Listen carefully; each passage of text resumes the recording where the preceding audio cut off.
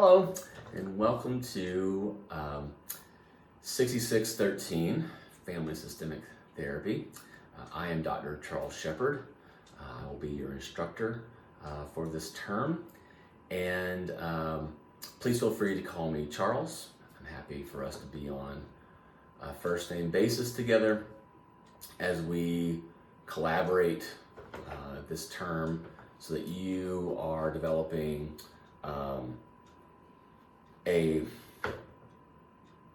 very strong and I hope a deep understanding of the history, theory, and practice of family systems and how to apply it to your work as a future professional counselor.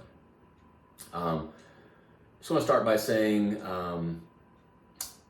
it is an honor for me to teach this course at this institution. I am a big fan of the institution and the specific School of Professional Counseling's mission to train skilled mental health professionals in Appalachia, which I see as one of the more neglected and underserved regions of the United States, especially as it pertains to mental health care. Myself, I grew up in a suburban setting, suburban Atlanta, but I'm really just one generation, or maybe a generation and a half, removed from sort of Appalachian culture. My maternal grandparents, my maternal grandfather grew up in a town called Maysville, Georgia, which is essentially sort of a railroad stop, sort of in the Appalachian foothills, and my maternal grandmother grew up a little bit farther south in Canton, Georgia. Even though Canton is perhaps considered part of the urban sprawl of Atlanta these days, when she was living there, it was certainly very rural and deeply affected by poverty. Still is today, but there is greater access to some of the, I suppose, amenities and services related to living in a more urban area. My mother and father met while working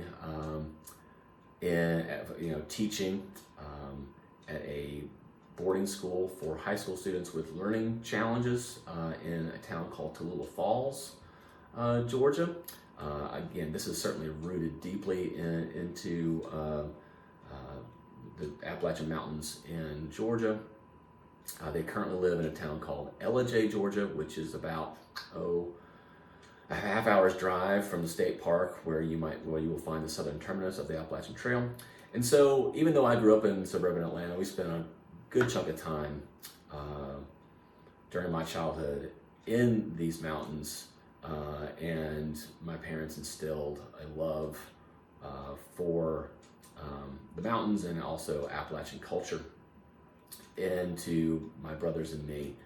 And now all of us live in mountain towns. I live in a town called Stanton, Virginia, which is in the Shenandoah Valley. It is just a few miles east of the West Virginia line. There are times that I have actually ridden my bicycle to the West Virginia line out of my front door. I have been practicing in this area since 2009 and have had the opportunity to work with individuals and families just like you will be working with in your respective parts of the region. Family systems and teaching family systems is sort of a dream come true for me.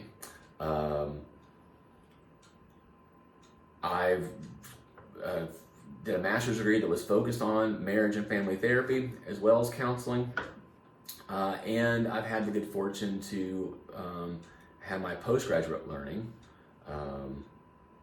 especially during my residency for licensure, sort of led by two of Salvador Minuchin's trainees.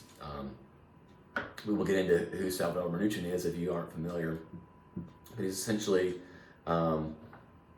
considered one of the forebears of family therapy, especially structural family therapy, and my sort of trainers were trainees of Dr. Minuchin while they were working at the Child Guidance Clinic in Philadelphia. These are people that you may read about in some of your in your text and in other family systems related literature, Steve Greenstein and Dave Waters. And of course, I certainly hope to bring what they taught me, and also a few things that I have developed myself along the way. I think you will find this course to be sort of a combination of the history, theory, and practice of family therapy and family systems, the family systems perspective, seeing the family as sort of the primary social system that affects every human being.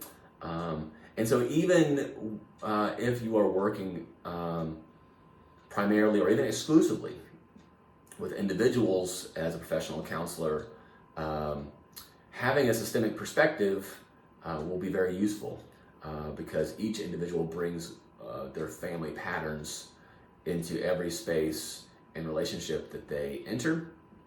And of course, this impacts how they function within those environments and in those relationships.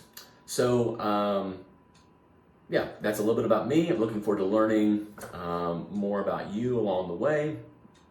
And I look forward to seeing you in our next video, which will be sort of a overview of the course and guidance on how to navigate it within Blackboard.